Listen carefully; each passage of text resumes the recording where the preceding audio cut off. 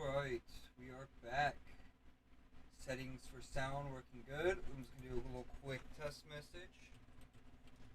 Let's make sure my chat bot's working. Yep. How long should I stay up there for?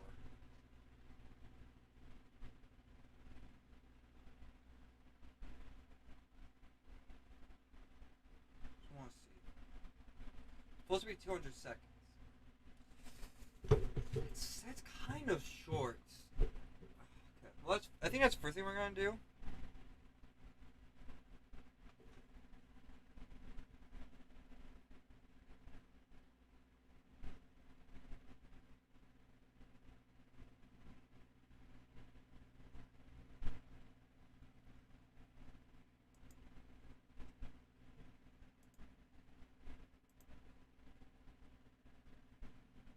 Hey, Luna.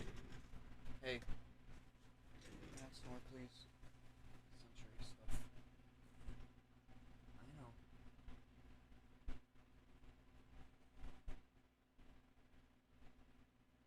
Good girl.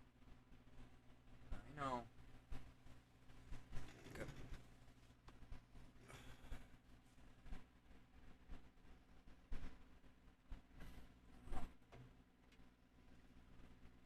Drink some lemonade. Sorry about the delay as well.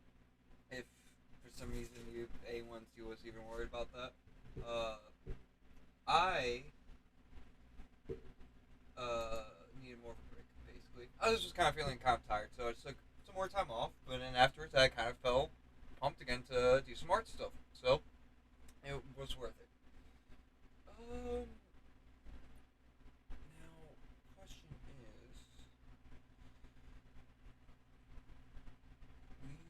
that's what we're gonna do. We're gonna get the chat to maybe stay longer. I should probably maybe do something on the other screen. Just in case. Okay, keep this large.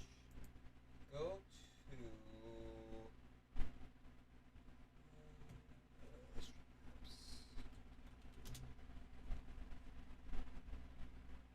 I already have. I actually smelled this at the dashboard.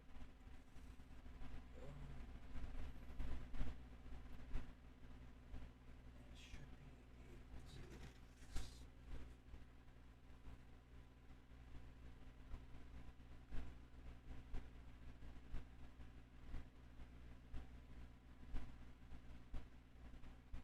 Oh wait, it wasn't chat. It was like a tool or something.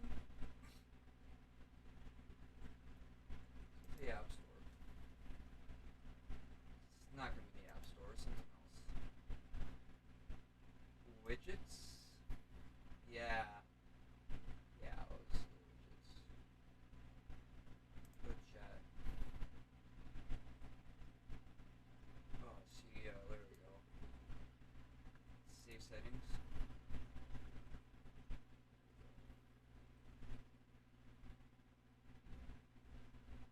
This should solve hopefully any problems.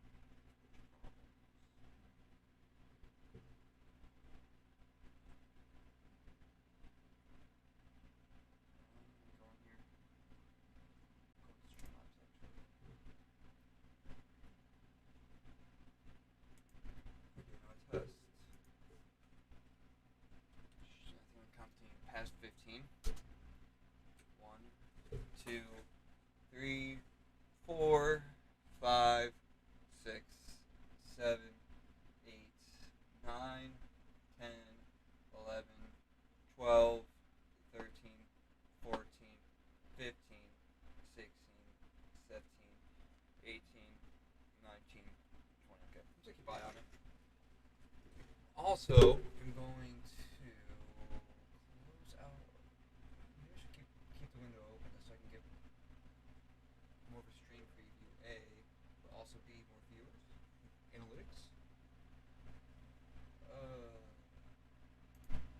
What I do need to do. Close out this. Yeah, it's still up there. Okay, cool. Close out this.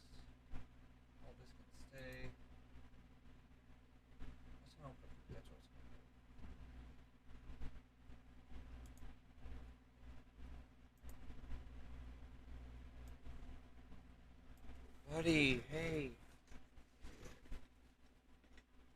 Please. Now you're gonna have to go, okay?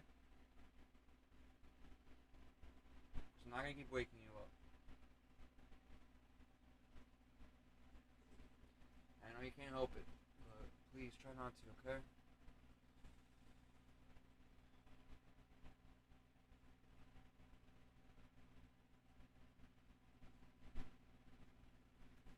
Okay. Thank you.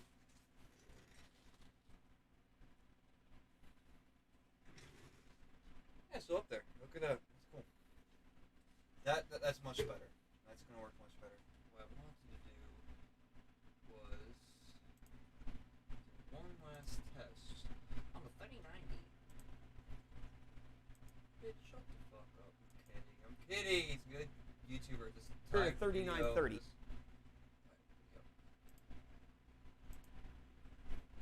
Should be able to go to my own stream, right? And be like, hi.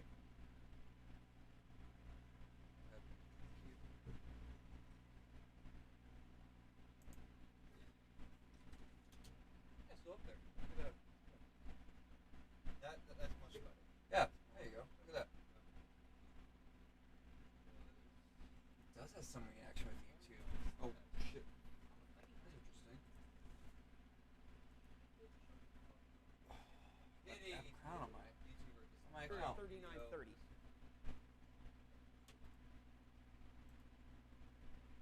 Let's go to my own stream, right? And be like, it's still showing my window as a preview, huh?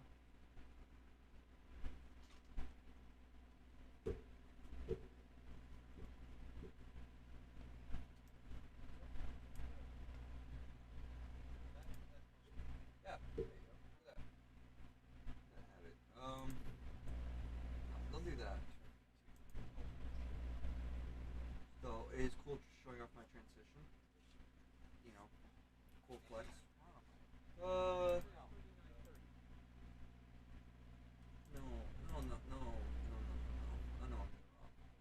I need to do this. Go to tube cam.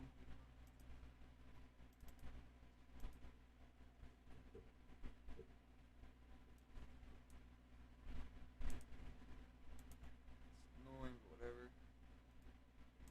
Make it this one. Done. Don't do that. So it's showing off my transition. Full flex.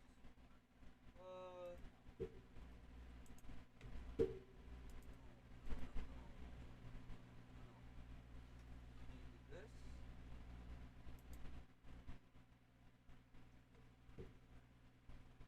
On it for myself. Okay, but now you can snore. 120. First time I have my headphones on, actually, so you're good. You know how it goes. We're gonna be. It's a turkey build with a little badger at the back, which is quite spooky. This is not so bad though. You get killed in one shot, the kangaroo gets stronger. You get killed in one shot, the kangaroo gets stronger. You get killed in one shot, the kangaroo Actually, I'm gets. pause you for a second, though. So what was I doing? Where were we on this? The assignment is to make a kind of like advertisement in After Effects. Mainly we're revolving around like playing around with text and text moving. There will be that incorporated. I've gone through quite a few iterations, but I don't really feel like moving all of them over. Though I first thought they were larger files than they probably actually are. So I might do it anyways if it's fast. But at first I was thinking it was gonna be fast, so I haven't done it yet. I've gone through a few iterations though, and that's why I brought all that up. And right now I am kind of thinking about making something for this, just like a little intro title card or something. And then I can also make like a space tourism thing, even though like it's probably more like, you know, pollution in space and harsher working conditions than ever before imagined in space. All for Industry in Space by Jeffrey Bezos. And also, Elon Musk. And, it's interesting to think about like how space is supposed to be for everyone, and yet it's about to be capitalized.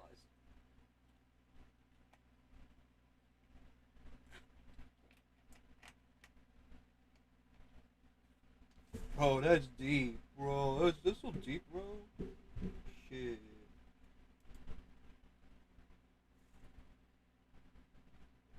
Okay, anyways,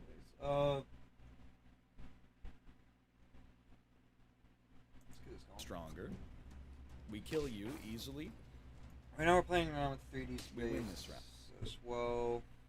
Actually, real quick, and then this is what we got. No, we win this round. Sorry, this is what we got. No sweat. I mean, I'll you're probably running a make you late game repeat that. Badger. That's a shot in the dark. Although we'll probably play with this. I don't this blame you. scaling. Don't get me wrong. I'm just saying. I mean, I gotta Now, make, like, this more son of a gun ease. right here summons 2 chicks, which means we got to bring you back so that we have the space to create 2. Not you. Food with health and attack effects are doubled. You could buy a cat instead of a penguin, Okay. and then start investing in foods. Star. Speed. I don't buy it. Roll me once. You know, if we're getting semantics, let's be semantically correct and real. No and point in freezing a snail. I'll just level with you on that one. Call this as what it is. I don't a see the star, mammoth being the not play, a although with the sun. pill it is The nice. sun is R star, etc., etc.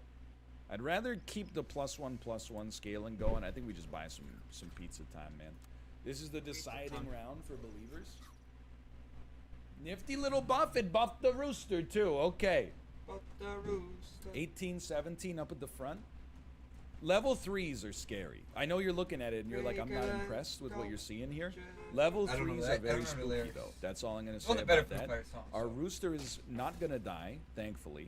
Like that. Oh my That God, we're EP pausing. actually was pretty decent. This is anti-pog. We're going to lose our rooster, but then we're going to create... Oh no, we're going to lose 2 roosters? We should still be good. You're still dying here. Let's go, believers! Yeah, we gotta 6 play with wins. the sizing on that. Anyways. I wanted that one. I'm just going to level with you. I wanted that one. Freeze me. Roll me. Points position, so you want to easy ease all of these ones. I'm just going to be honest with you. Juice me. Squeeze me. Roll me. Freeze me. I would love to get one more penguin. It If looks we're odd ever going to with get these, not easy ease. to the next I wanna see what that level... looks like. Oh, yeah, freeze. You're right. We missed the bison in there. If No, we're it's ever going to right get back. to 10-win territory, Actually, kinda and looks it's not better. looking good, we're going to need the penguin to scale, and we're going to need the bison to scale.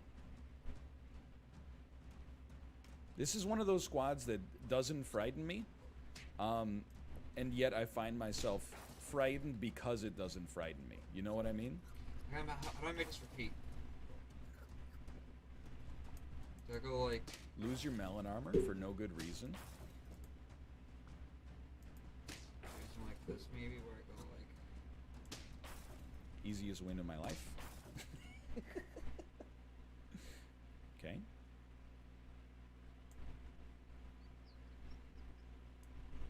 I think, to me, it's more Like this? important...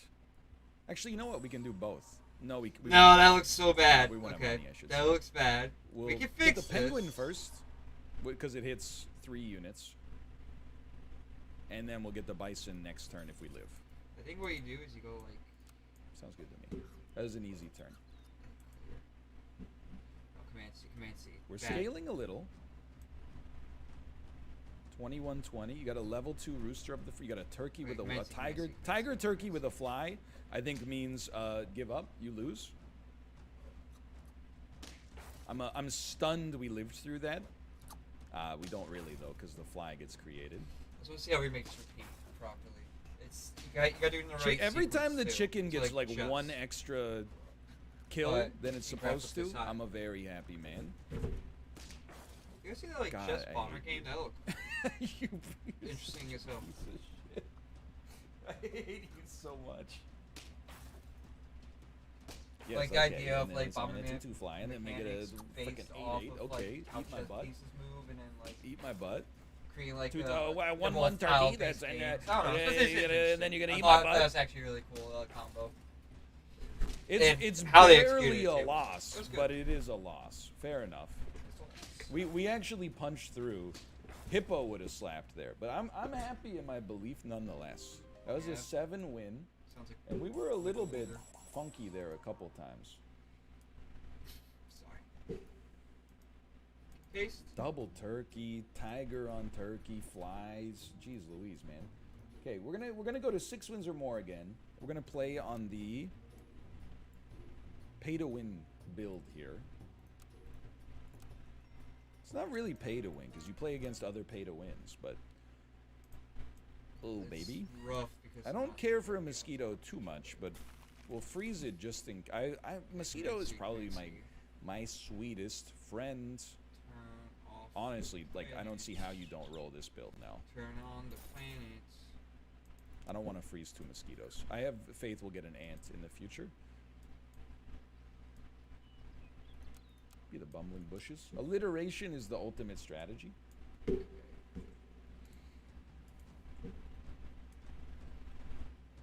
These are high stat Martys, but all they have is stats. You piece. You piece. We win that if the first ant hits the other 50-50 and gets our bird. A big whoop. Was that a Hurt reference? No, it was a reference to Johnny Cash.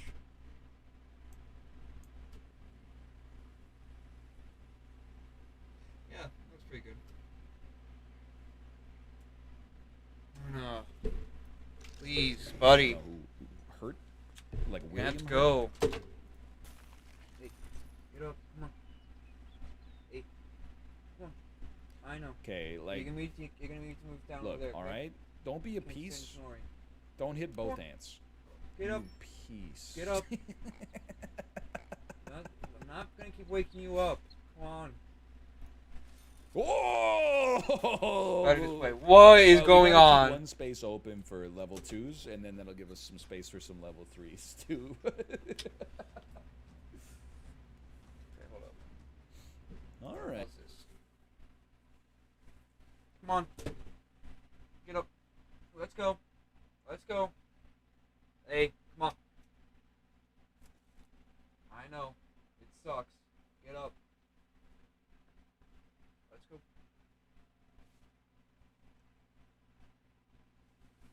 Yo, get. Oh.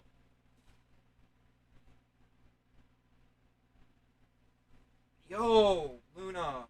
Come on. Let's go. Come on. I know. But that's nicely a lot. Get going.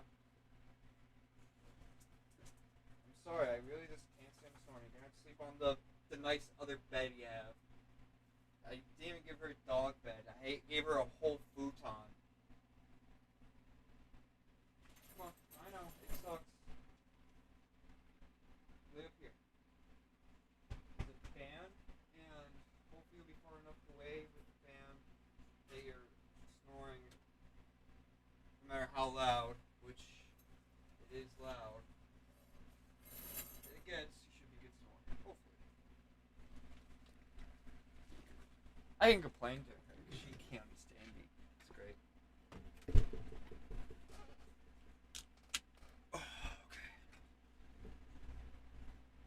Like, well, she's probably more annoyed about me waking her up.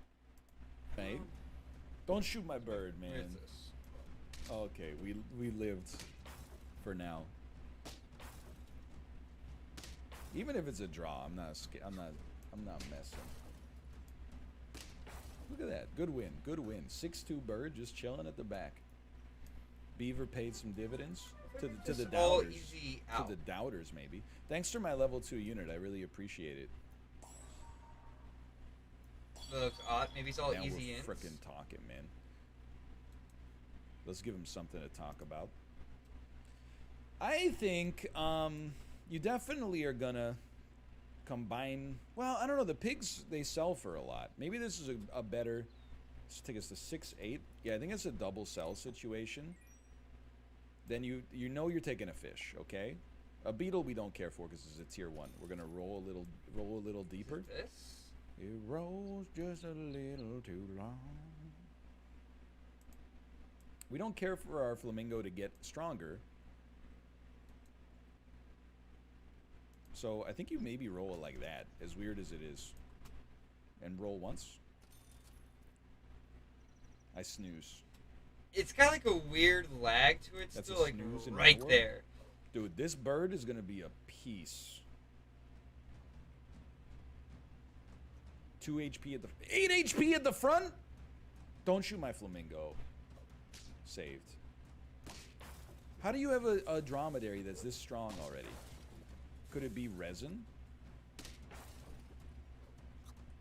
It looks 10-4, really buddy. good in like We do 1080p, lose, 60 frames. but it's alright. A loss is a win because we're scaling anyway. It's a cupcake for sure.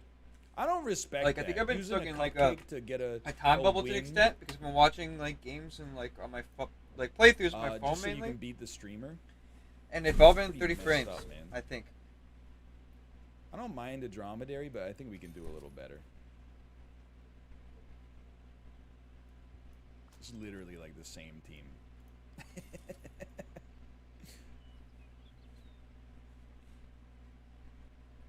I would proud like of to this setup. kill. I got mean, one kill of these two ants. PCs The on birds are getting DVI. out of control, but I'm also like maybe that's I great. think you roll one, I love freeze. A swan in place of an ant could have done something, but I saw her face, and now I'm a believer, man. We got a 12-7 bird that's getting pretty close to level 3. Word out on Smash Mouth. They go Dog hard build? at concerts. I feel like our bird matches up okay. Okay, so we can make that do as against much dogs. as That doesn't we want. scare We me. probably too won't much. even do it like that, but I just want to That's see like beautiful what I can luck. do. This doesn't look glowy enough I think this is compared to like this. This looks actually, I good. think this is a loss, man. I think we lose to the bee at the back. Same time, can we make Actually, this we more lose pronounced? before the bee at the back. Jeez Louise. Okay, hold on. Let's say both of 1 these. win, 2 losses, 3 losses. That's not ideal. My points. Something like this. Freeze me. Roll me. Yeah, kind of like maybe if we do this.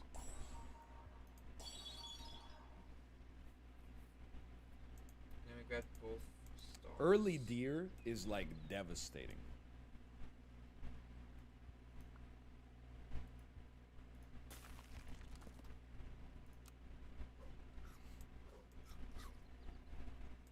Something like this.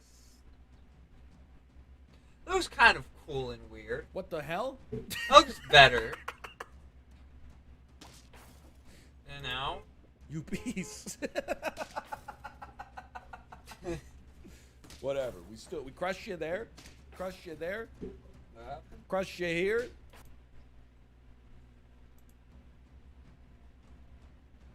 What the hell?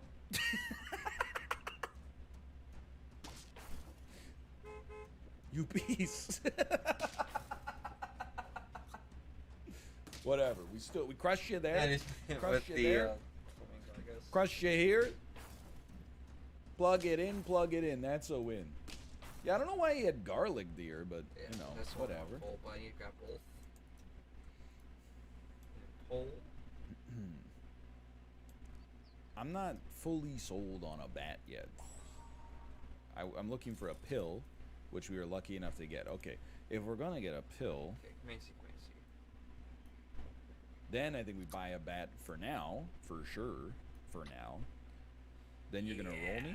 We're fishing for like a that. bird, man. And then Garlic on bird is gonna. these That's two. gonna win us a lot of rounds. I'm not even entertaining the thought. I don't want it. And then you I'm make not them a little even smaller. entertaining the That's what thought that needs we're to gonna happen. lose That's this what's round. why it looks. We have an 18-11 bird at the back.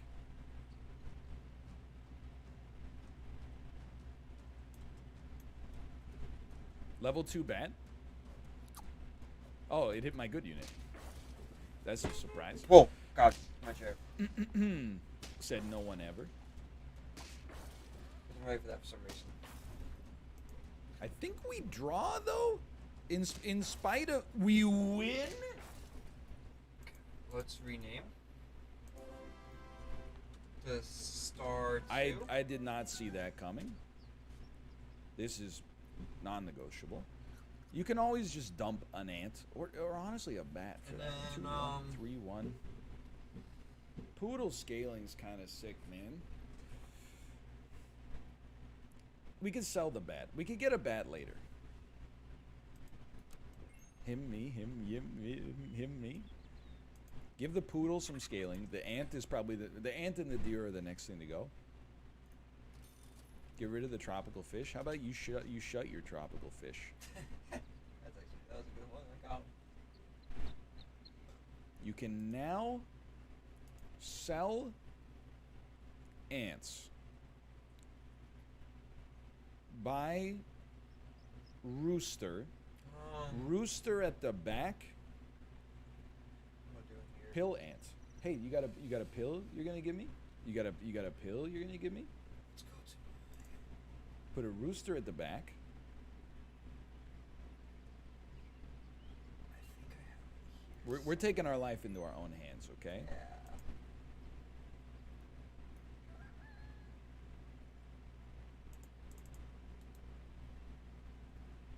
I hate to say it, the people who said tropical fish get sold, you're wrong. You keep the fish for one more turn. Simply one more turn. You sell the deer. You buy a chick Shout and out to place my the chick back there. Streamart account. Then you roll me once, and then you pray to God. So I was kind of thinking about doing. Yeah, I think about The how scaling orbits has begun. work. They usually on a There's not going plane, to be a next turn. a disc. Everyone chill, okay? but flat disc. Now Well, there I want can be that, don't hit my variations. bird. There's also the orc clouds. Like Whatever. Nobody cares about that guy there's anyway. more, like, I think Little all bust with a splash attack. but Whatever. Nobody those- cares. We don't really know enough about the orc. Nobody cares. I kind of That's care our- about this our- one, but what that's we know fine. right now, Get or- crapped on. That's from what science, what we know about. Nobody cares. Get crapped on. Our space. We win the round. What we know about the orc cloud already. Dirty That's our rat. best. Why are you scaling that interpretation chick, of though? the data. It says That's that the it'd point. be We all want to around scale us, the rooster right? instead. Anyways, It worked, but you're right. You're right. That was not the right way to play it. we need like one. Although it did nicely for us Well, like there. comets go like really far out, and that's something we can think about. Comets are kind of like one of the ones that come from the orc cloud, come inwards and go out, like, and go back out far. They have like really elliptical orbits and are very long. Gets sold. You're there. Him, me, him, me. Peacock's not the Usually, play. or I think it's a little late. super Turtle. appropriate. Turtle's got something, man. Like I think Turtle is if we get down to 3 gold, it counters a bat. There's some stuff to like about it. Okay, actually minimize this. It's a tier 3. It won't get buffed by the poodle, but that's okay. Okay, don't select a star. It's gonna create a mask. We don't want that.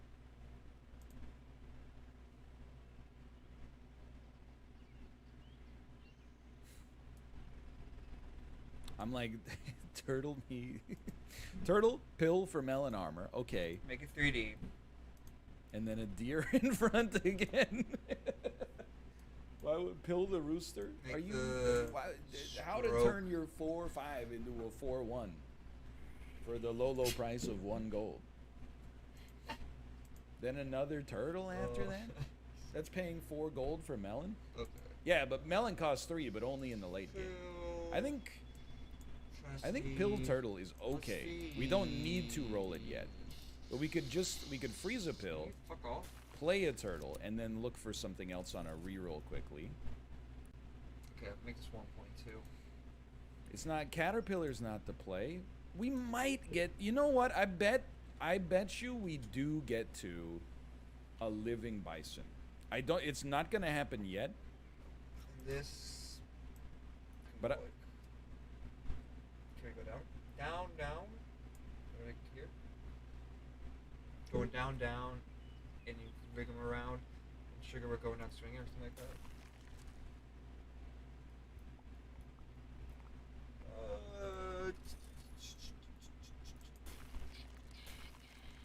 Cool. So I can grab this now.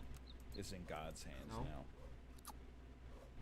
Okay, what about if I grab this? 13? 27. It's a little bit different. You got a 8, full there you squad, go. huh? 8.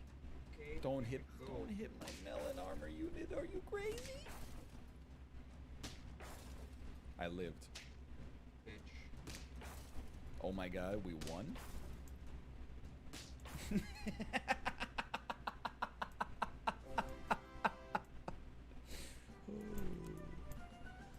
Ooh, baby, I love you There we way every day. Oh, wanna love your way every day. Wait, are we at tier 5? That means we could get chocolate. If we get chocolate, we didn't. That's fine. We're really, like, we want this board. Be something Level like that, 3 right? board is the next step.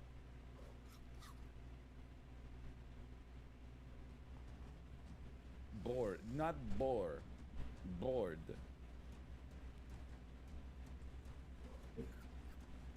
It's simple, just a level 3 bat. No big deal.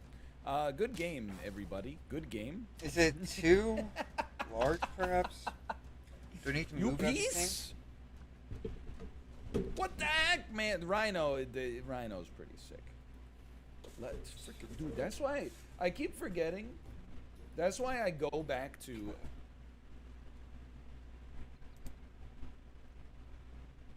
Oh god.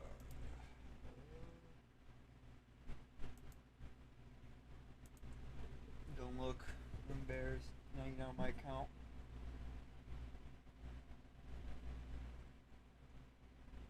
Did I not like watch the right video? No, I watched it on my other account. This thinks I haven't watched it. Viewers get up to 65% off when you use our link. If I ask you to imagine something frozen in space, you might think of distant objects like comets or Pluto, objects that are far, far away from a star. But an object doesn't have to be at the fringes of its system, far away from any star to freeze. Under the right circumstances, stars themselves actually freeze. In fact, in several billion years, even our own sun will become a frozen crystal sphere. It all starts when a star like our sun runs out of fuel. Right now, the sun and other mid-sized stars are fusing hydrogen into heavier elements in their cores, and that produces all their heat and light, and it also creates the pressure that keeps them from collapsing under the pull of their gravity. But once a star uses up its fuel, there's no outward pressure to fight against gravity, and it collapses into a small, denser star called a white dwarf. White dwarfs are typically about as big as Earth, but they are about as massive as the sun, which makes them ridiculously dense. There's basically no space between the atoms that make up a white dwarf. Those are usually carbon and oxygen atoms, the remnants of the initial hydrogen fuel. In fact, these atoms are so tightly squeezed together that the electrons surrounding each atomic nucleus merge into one big sea It really of plays electrons. with like the shape here, but in comics it also look flat. So I don't know. Right. Also, it ain't got like this part clipped off. When we move it down, it'll probably shift a little bit. Let's just get all this going real quick. Pick up all these. Actually helps the situation out.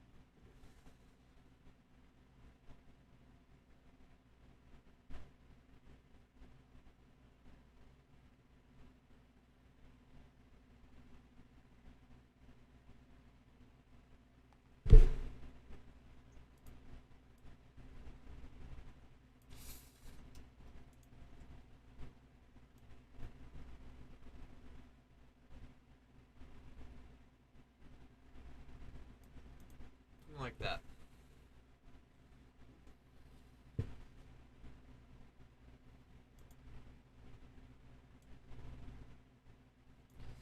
Command C.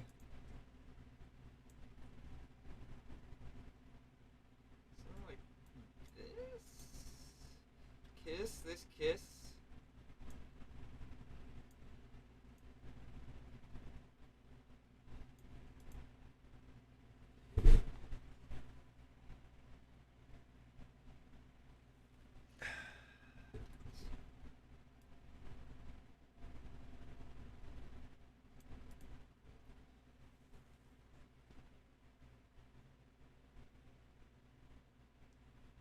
little too much.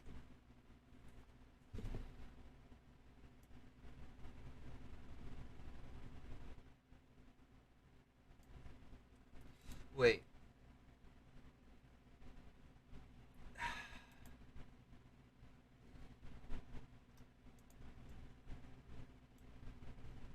Oh, oh, oh.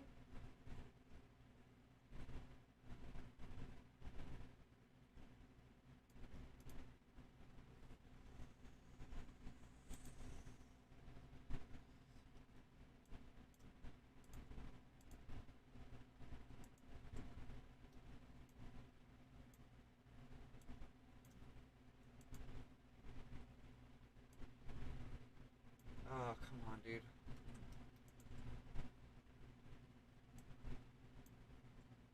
Oh, come on. Okay, so grab it first. No, don't do that. Don't shift click. That's what's fucking it up. You're shift clicking it. Okay, so go back. Don't shift click this. Just do.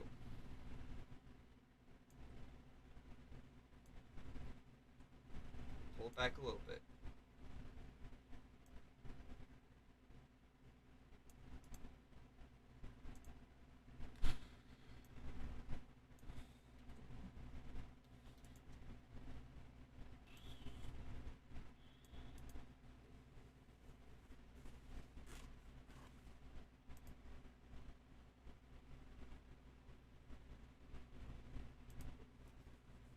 Looks good. Looks fine.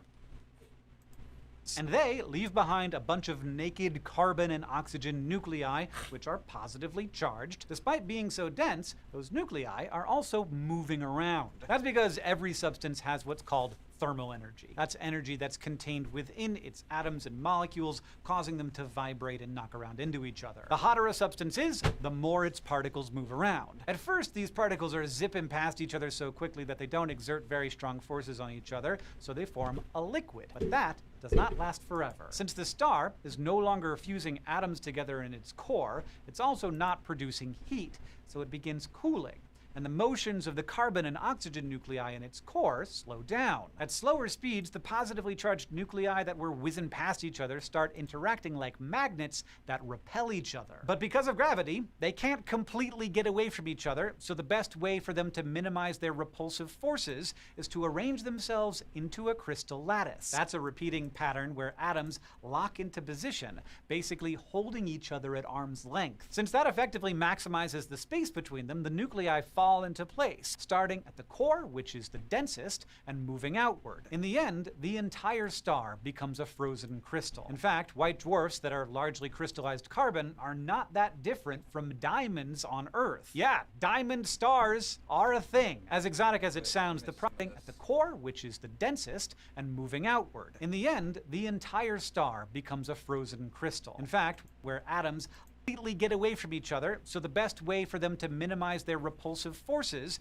is to arrange themselves into a crystal lattice. That's a repeating pattern where atoms lock into position, basically holding each other at arm's length. Since that effectively maximizes the space between them, the nuclei fall into place, starting at the core, which is the densest, and moving outward. In the end, the entire star becomes a frozen crystal. In fact, white dwarfs that are largely crystallized carbon are not that different from diamonds on Earth. Yeah, diamond stars are a thing. As exotic as it sounds, the process is pretty similar to how water freezes on Earth. The main difference is that the freezing point for a white dwarf is somewhere in the millions of degrees Celsius. Now, white dwarfs are the only stars that freeze all the way through, but other stars can freeze to some extent, specifically neutron stars. Like white dwarfs, neutron stars are the remnants of stars that have run out of fuel, except these are the collapsed cores of gigantic stars that exploded as supernovas. And they are even denser than white dwarfs. In neutron stars, gravity is so strong that it doesn't just collapse the space between atoms, it collapses the atoms themselves. When that happens, electrons the only stars that freeze all the way through, but other stars can freeze to some extent. Specifically, neutrons. The entire star becomes a frozen crystal. In fact, white dwarfs that are largely crystallized carbon are not that different from diamonds on Earth. Yeah, diamond stars are a thing. As exotic as it sounds, the process is pretty similar to how water freezes on Earth. The main difference is that the freezing point for a white dwarf is somewhere in the millions of degrees Celsius. Now, white dwarfs are the only stars that freeze all the way through, but other stars can freeze to some extent, specifically neutron stars. Like white dwarfs, neutron stars are the remnants of stars that have run out of fuel, except these are the collapsed cores of gigantic stars that exploded as supernovas. And they are even denser than white dwarfs. In neutron stars, gravity is so strong that it doesn't just collapse the space between atoms, it collapses the atoms themselves. When that happens, electrons merge with protons in the nucleus to form neutrons, and what's left is a star made almost entirely of neutrons. In these stars, even the outer layer is denser than the core of a white dwarf, and there, atomic nuclei freeze into a crystal lattice a lot like what is in a frozen white dwarf. Unlike white dwarfs, the crust of a neutron star is made mostly of iron nuclei rather than carbon and oxygen, so it's no diamond, but it is still ridiculously solid. Like, simulations have found that it's about 10 billion times harder to break than steel. But oddly enough, while the rest of the star is even denser, the deeper layers don't freeze. That's because deeper down, the nuclei squeeze so closely together that they start to touch and interact with each other, forming all sorts of different shapes. And those interactions keep them from arranging themselves into a nice, neat lattice. They're just way too dense. Still, the bottom line is that we have frozen stars just floating around the universe. For the most part, our understanding of freezing stars has come from models and computer simulations. It's hard to actually see white dwarfs and neutron stars since they're really dim, so probing for evidence that they freeze is tricky, but it has been done. For instance, one team of researchers looked for evidence of what's called latent heat in the freezing of white dwarfs. Latent heat is the amount of energy it takes for a substance to change phase. That's what we call switching between states of matter, like liquid to solid. And this process can release heat as atoms slow down and settle into place. So astronomers had long hypothesized that as white dwarfs cool, they reach their freezing temperature and then release latent heat as they begin to freeze. That release of latent heat would temporarily pause their cooling, so the astronomers expected to see white dwarfs linger right around the freezing temperature before cooling further. To test their hypothesis, the authors of a 2019 study examined data on 15,000 white dwarfs, and they actually identified a population of these stars that appeared to hit a pause in their cooling just as expected. On neutron stars, scientists have found even more direct evidence of the solid crust in the form of starquakes. Starquakes are violent waves that can crack open the crusts of neutron stars, and basically, they wouldn't happen the way they do if the crusts weren't solid. The science it takes to explore these extraordinary objects is almost as extraordinary as the stars themselves. But what it shows is that you don't need to go into the fringes of a star system to find a frozen world. Right at the center, there could be a frozen crystal ball. It may not be as tough as spotting frozen stars out there in the universe, but learning a new language still takes time and commitment. But Babbel can help. Babbel is a language learning app that helps you use a new language in real-life situations after only 5 hours of practice. Because when you're learning a language, what you really want is something practical. Whether you're planning a trip abroad, looking to add a line to your CV, or just want to learn, Babbel's bite-sized 10 to 15-minute lessons are there to help you learn whenever it fits in your schedule. Plus, they build each course based on your native language and personal interests. And as a SciShow viewer, you'll get up to 65% off when you sign up using our link in the description. That's less than $5 a month to learn a new language. You can head there to learn more, and thank you for your support.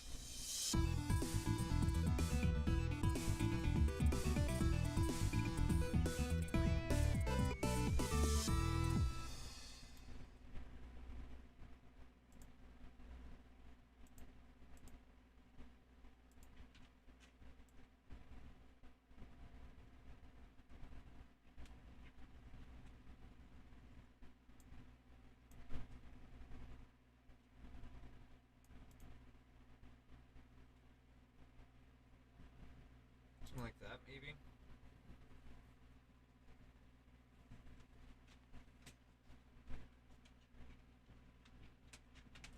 Then maybe we can make them like Flash. Oh, I gotta do some art history homework too.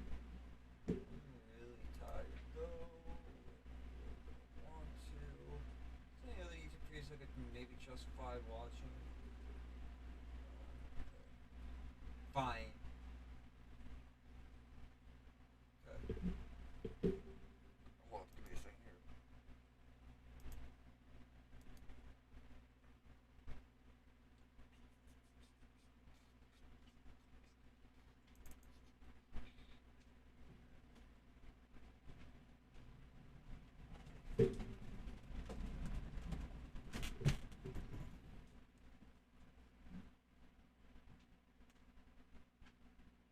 I don't know where I'm at.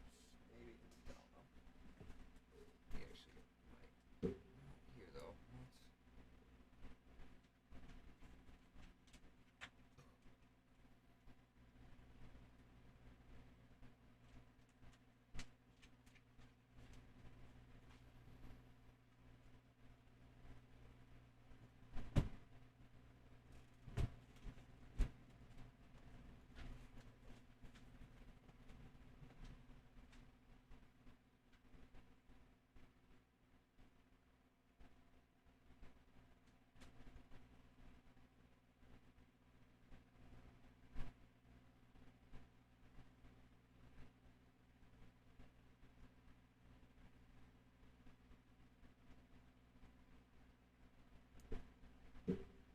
This is where I was at. I've to make their historical, social, and moral meanings fully comprehensible. When, for example, an Alaskan Yupik shaman wore one of the masks that were so admired. Okay, let's start at the beginning of like this talking point. In June 2014, the Supreme Court of Canada handed down a historic decision on an Indigenous land claims case, Xilhgarin v. British Columbia, which evidences the degree to which Indigenous concepts of land are beginning to be recognized in Canada. The justices were unanimous in upholding a lower court's decision that Xilhgarin land rights encompass not just the small reserves assigned to this people by the Canadian government in the early 20th century, but also the much larger territories that they and their ancestors have moved across for centuries in their seasonal rounds of hunting, fishing, and harvesting. A passage from the legal arguments upheld by the court articulates the Tsilhqot'in understanding of land as the embodiment of their ancestral origins, history, and socio-legal constitution, concepts widely held by indigenous peoples throughout the Americas. The landscape of the claim area resonates for Tsilhqot'in people with deep meaning. It is the physical expression of the legends that describe their origins, their laws, and their identity as Tsilhqot'in people. Some of the claim area's most distinctive features, such as the towering Tzil, Mount Tatlo, are revered today as living persons with powerful personalities that must be respected. Yet echoes of colonial discourse are still audible in the judge's retention of the terms landscape and Throughout the Americas, traditional indigenous visual arts require accompaniments of dance, song, music, ritual and Fig. 6 Ferdinand Drebert, born Volhynia, Russia, 1890, died Madison, New Hampshire, 1981, dancers. Narrative to make their historical, social, and moral meanings fully comprehensible. When, for example, an Alaskan Yupik shaman wore one of the masks that were so admired as primitive art by surrealist artists, he did so in the Gazjig, men's communal house, as a component of the Agayuliararput celebration, in which he related to his community his travels to negotiate with the supernatural controllers of the land's animals and resources. In the complex, dramatized performances of Agayuliararput, which translates as our way of praying, the mask's visual imagery was made meaningful through the creative work of dancers, drummers, and singers. As Teresa Irevgij-John has explained, masks of bearded seal, moose, wolf, eagle, beaver, fish, and the north wind were accompanied with drums and music. The process of negotiation started with distant travel to various world dimensions of the animals to conduct critical discourses, figures 5 and 6. Lands, wines, animals, spirits, and humans are inseparably interlinked in such representations, but something approaching the European idea of landscape may also be referenced. Traditionally, John writes, it was a common practice for the shamans to take short trips to the moon to seek personal reflective time and to work with the spirits. The Yukon River Moon Dance, entitled Anuganga, Tamla Jatanga, is a revealing song about an actual account of an event that took place on the moon. The shaman composer sat on the moon while he enjoyed the beautiful view of Earth. In the Gazjig, the shaman wore a wooden mask that represented the moon, but the landscape he had seen was revealed through narrative, song, and dance. Figs 7 and 8 Coshocton, Ottawa, Bag, both sides, c. 1790.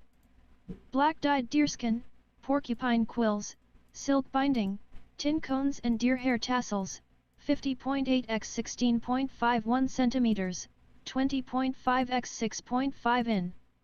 Fenimore Art Museum, Cooperstown, New York, gift of Eugene V. and Claire E. Thaw Collection. T0008A and EE photo by John Bigelow Taylor, Eek. Phillips 95. A rare visual depiction of earthly topography occurs on an early 19th century deerskin bag dating to around 1790, figures 7 and 8. With extraordinary delicacy, the Anishinaabe woman who made it used dyed porcupine quills to embroider across the middle of the bag the undulating contours of hills and waters. Her rendering of a profile view of the Earth's surface is, however, an exception that proves the rule, for it serves not so much to describe the land as to demarcate the boundary that separates the zones of upper world and underworld power. A great thunderbird rises above a broad red earth line on one side, wings spread wide. On the other side, turtles and horned serpents populate the lower realms. The abstract geometries described by arcs, diamonds, spirals. So, what we're talking about is representation of landscapes, mainly in the Western Hemisphere, how they've been used, and what has not been represented. This is was an art exhibition that was done, and it talks about all the perspectives, I guess, on landscapes in the Western Hemisphere at this time, and while trying to also highlight some of the injustices that's been done, especially towards Native people, but as well as exploring modernism. We're not gonna go through all these. It's my second time kind of reading through it. It's for me. I just kind of want to make sure I understand it.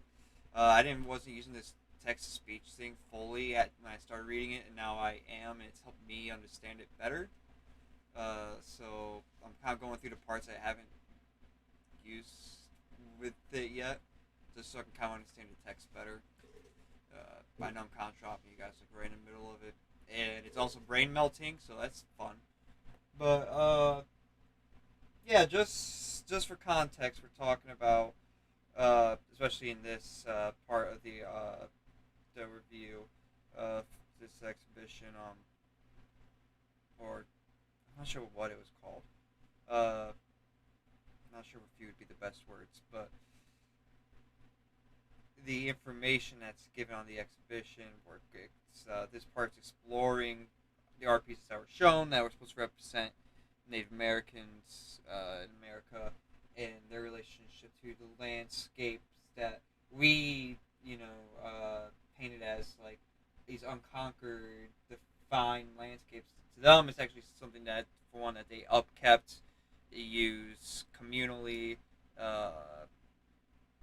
and also had a different viewpoint on. Where they're kind of exploring a little bit with. From what was said a little bit earlier in text, my understanding is that with their I'm not I forget what the tribe the tribe that they said it was. Let me go back over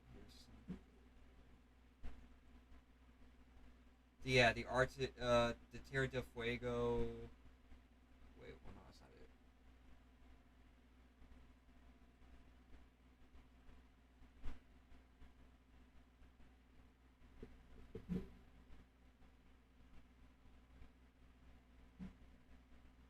In indigenous cosmology, the physical topography of the Earth is an interface between two great cosmic zones, the sky world and the realm beneath the Earth's surface. It is a space of mediation where humans may encounter the other than human beings who inhabit those zones and acquire from them powers they need to survive and prosper. The surface of Earth and water are, furthermore, spaces defined by essential ways of mobility. People move across through the lands to hunt, to harvest, the season boundaries of forests, to count grasslands, water farmers move their villages at intervals to freshly fertile locations. At exceptional moments, a shaman or person embarked on a fishing quest may, in the aid of other human beings. Oh, we just read this part. Leaves the surface world, travel through the sky world and the underworld. Actually, we didn't read this part. This is mentioned again. Travelers and mobility are thus multi-directional, structured vertically by the axis mundi that links the cosmic tiers, and horizontally by all four cardinal directions.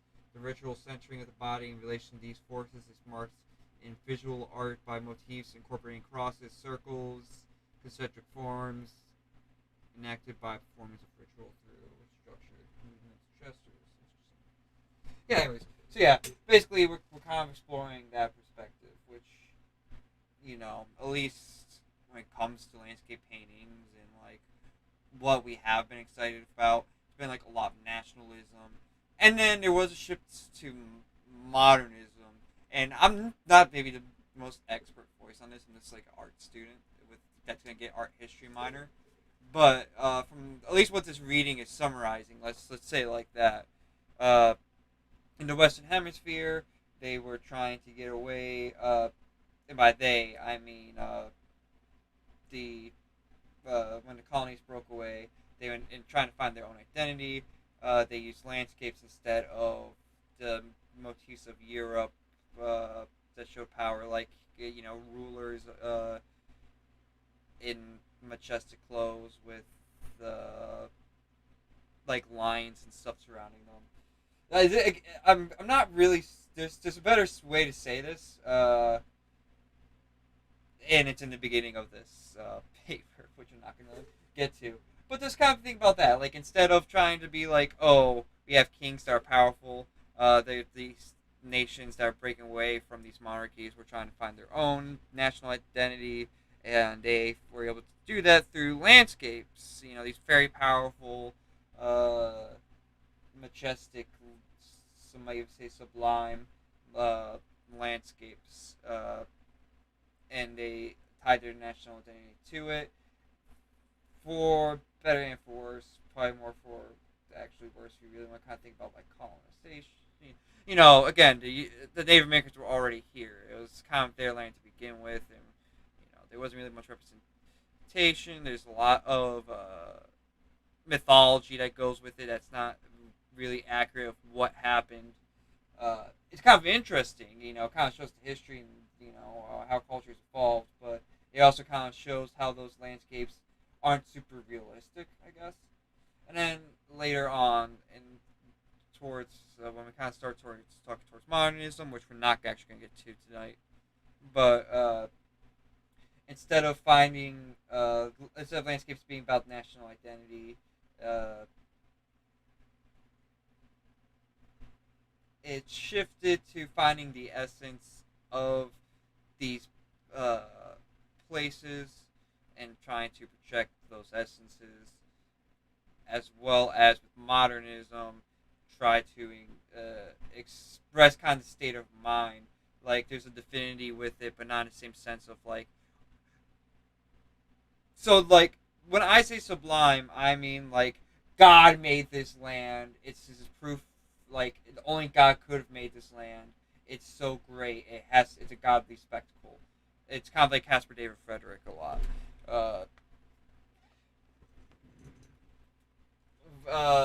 For these modern artists, they were kind of trying to convey the energies of the universe, right?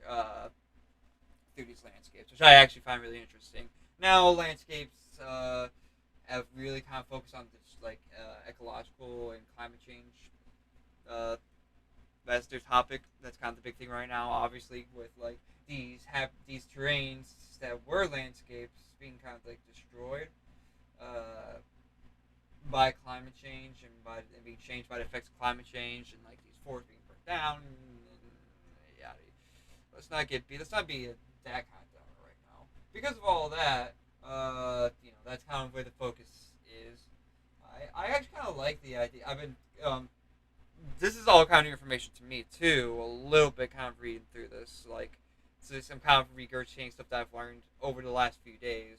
Some of the stuff I've already known before. Some of it I kind of learned within the last couple months. Some of it within like this last couple weeks.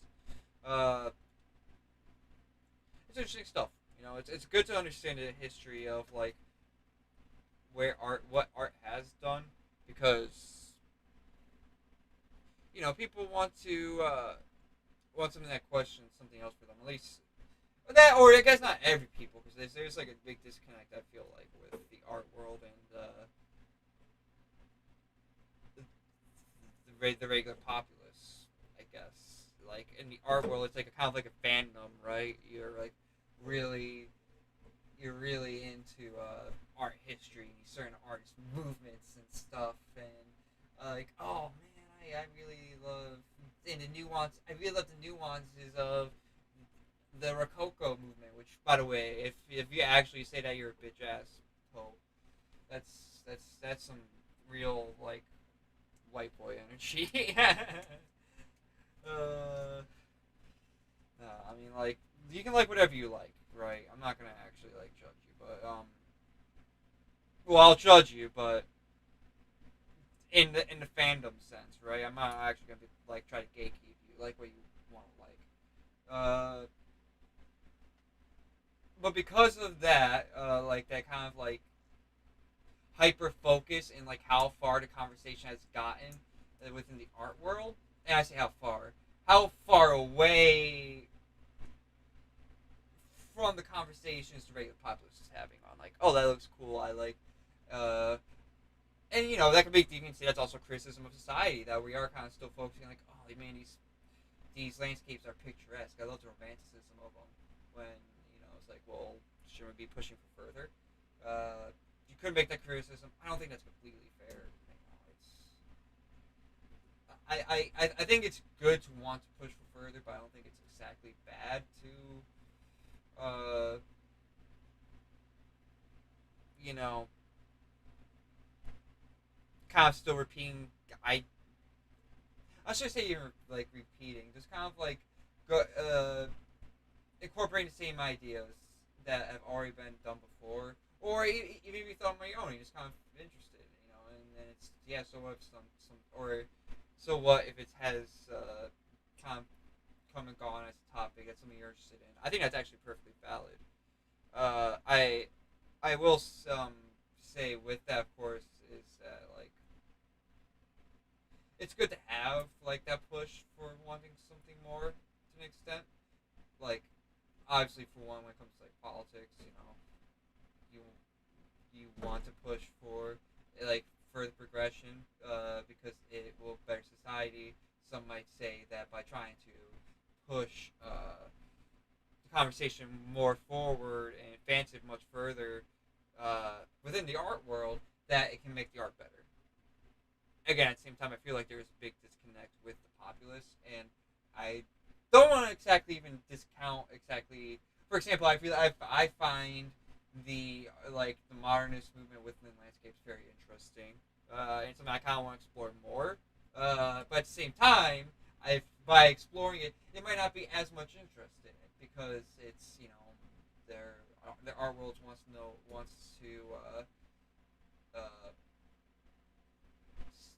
what's next, right? That's gonna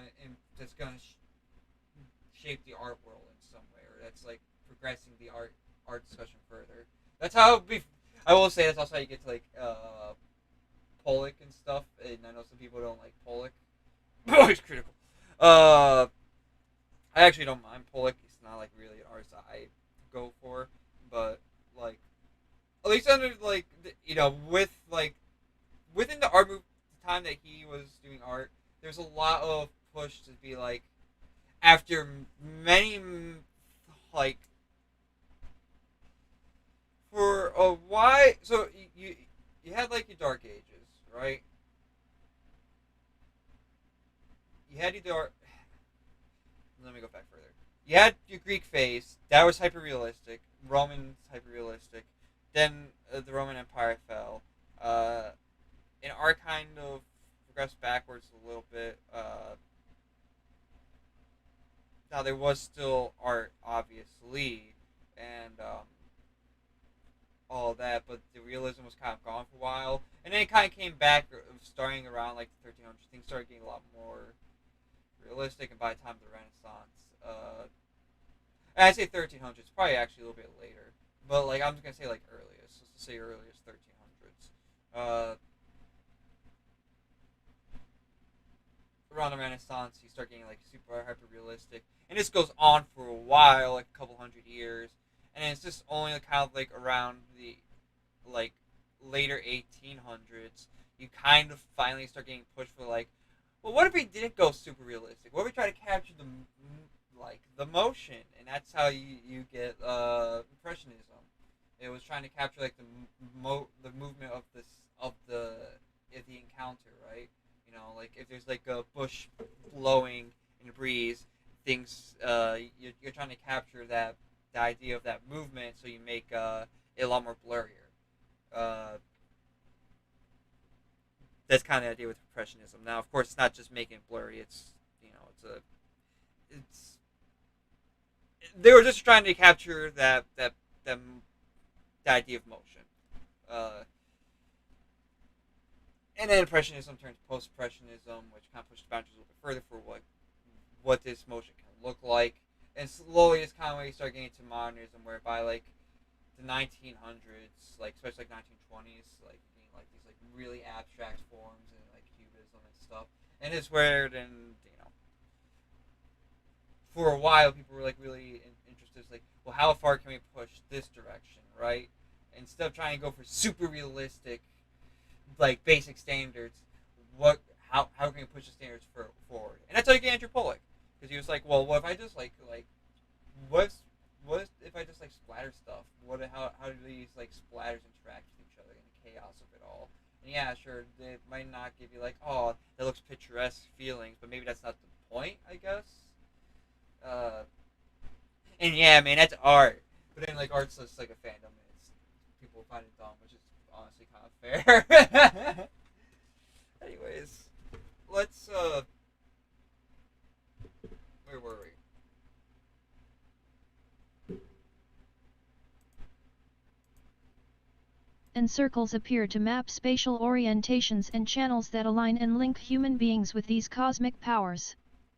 The two surfaces of such bags layer over each other to construct a model of cosmic power organized along both vertical and horizontal axes. Degree in contrast to the two-dimensionality of the European landscape painting tradition, they bring into alignment and tension two zones whose opposed and complementary powers energize the universe. What? In many parts, Cool. a rare visual depiction of earthly topography occurs on an early 19th century deerskin bag dating to around Here's Big Mouth. 1790. Figures 7 and 8. With extraordinary delicacy, the Anishinaabe woman who made it used dyed porcupine quills to embroider across the middle of the bag the undulating contours of hills and waters. Her rendering of a profile view of the Earth's surface is, however, an exception that proves the rule, for it serves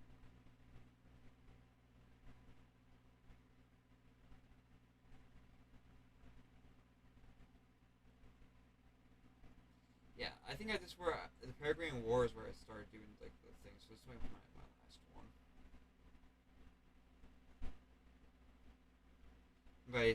By starting to do the thing, I mean starting to do voice text to speech. not so much to describe the land as to demarcate the boundary that separates the zones of upper world and underworld power. A great thunderbird rises above a broad red earth line on one side, wings spread wide. On the other side, turtles and horned serpents populate the lower realms. The abstract geometries described by arcs, diamonds, spirals and circles appear to map spatial orientations and channels that align and link human beings with these cosmic powers. The two surfaces of such bags layer over each other to construct a model of cosmic power organized along both vertical and horizontal axes. Degree in contrast to the two-dimensionality of the European landscape painting tradition, they bring into alignment and tension two zones whose opposed and complementary powers energize the universe.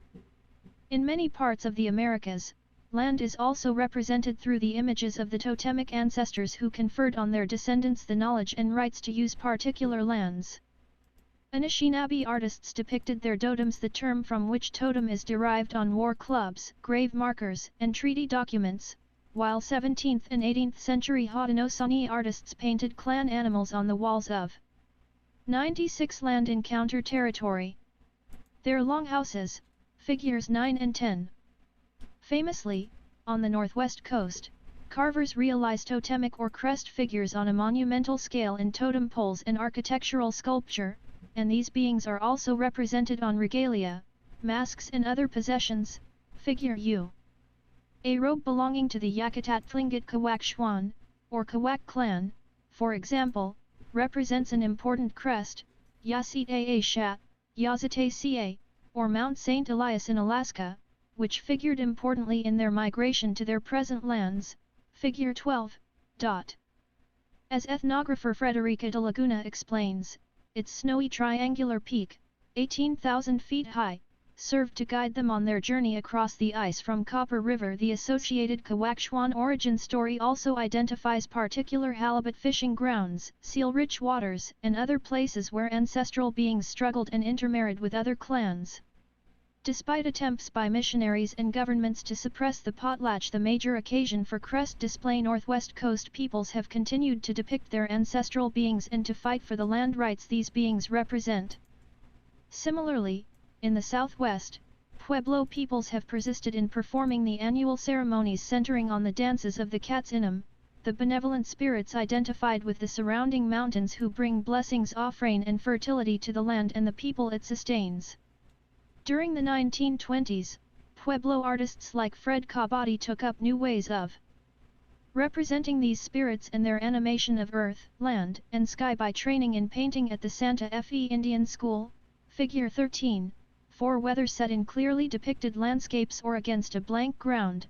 These scenes of the Katsinam dancing affirm the holistic indigenous understanding of land that is so widely shared throughout the Americas.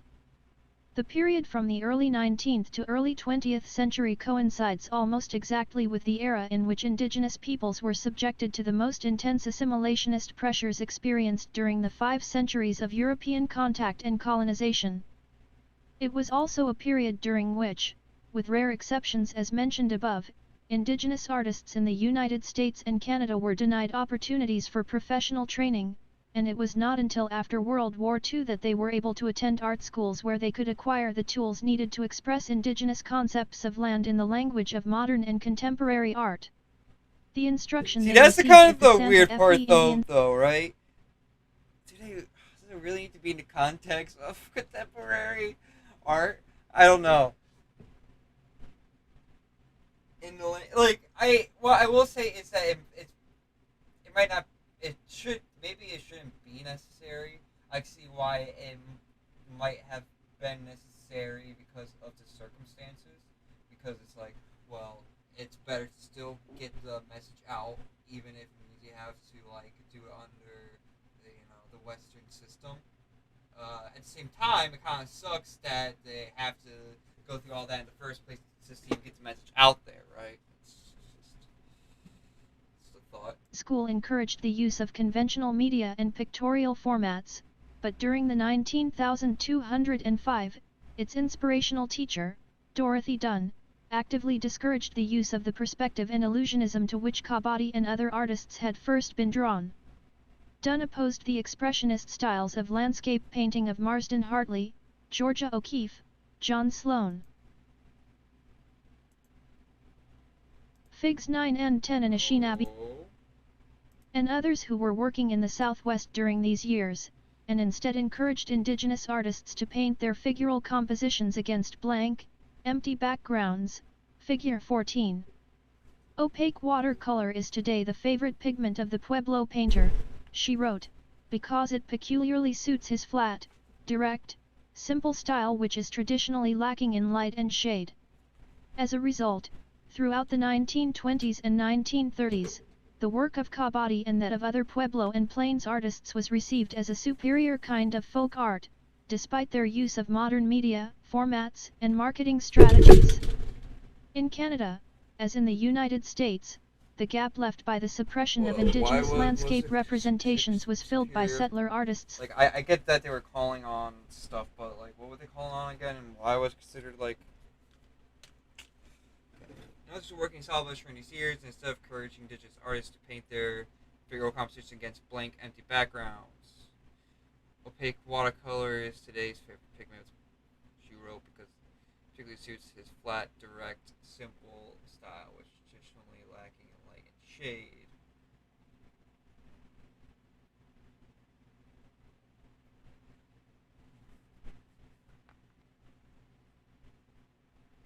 Okay, interesting. Okay, I think I understand Like what they're Emily saying. Carr and the members of the group of Seven. Yet, in their renderings, indigenous lands appear as a wilderness from which human presence is either absent or radically diminished. A.Y. Jackson's 1913 Lake Superior landscape Terre Savage is an archetypal example, figure 15. His unusual use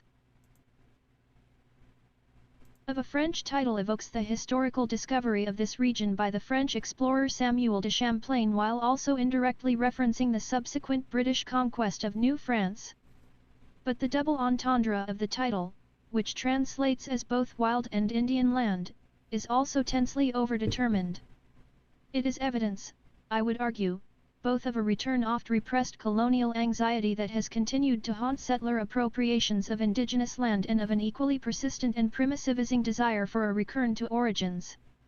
Attached to a landscape vacant of people, the title, paradoxically, makes present its absent original inhabitants.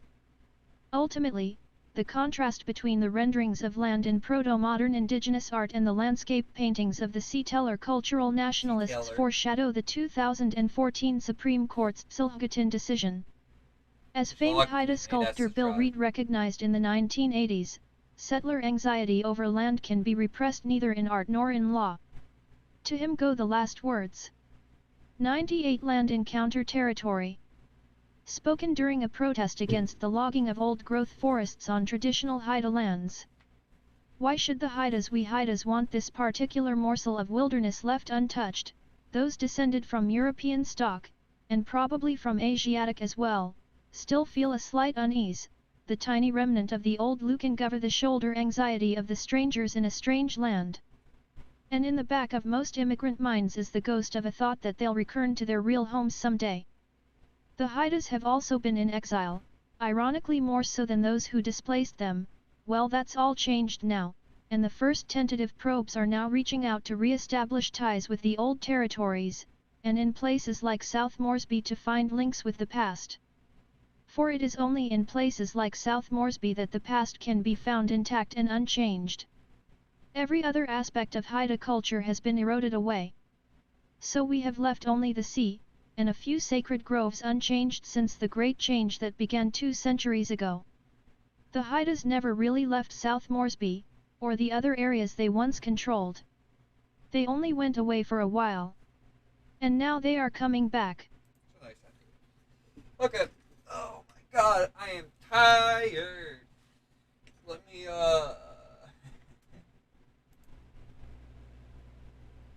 do this. I'm gonna pull up Streamlabs on this side. And end the stream probably.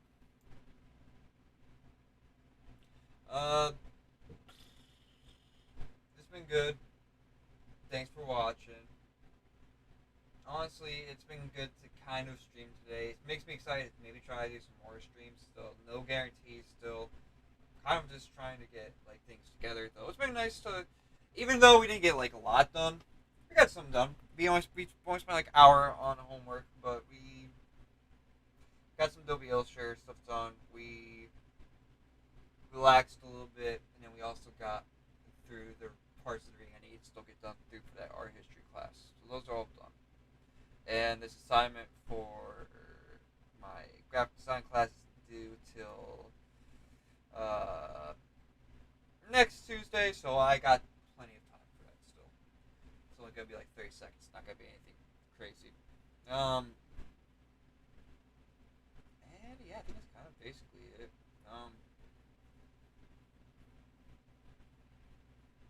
Thanks for watching, yeah. If you like what you saw, comment, like, subscribe.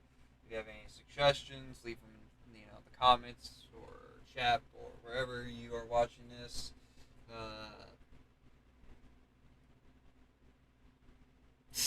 I'm really tired.